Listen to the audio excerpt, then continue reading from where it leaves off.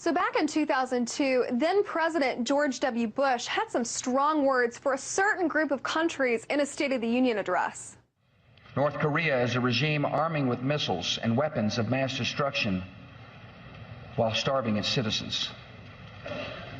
Iran aggressively pursues these weapons and exports terror, while an unelected few repress the Iranian people's hope for freedom.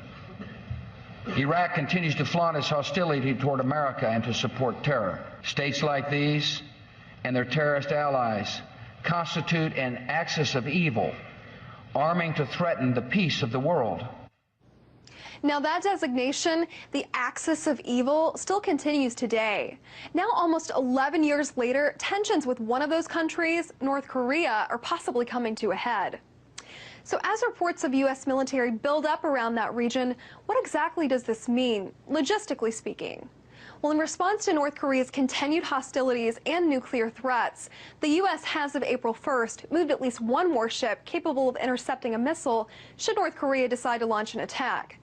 Now, this ship, the USS Fitzgerald, sits just off the coast of that region. Also on the map, 28,000 troops on the Korean peninsula and 67,000 troops stationed in Japan.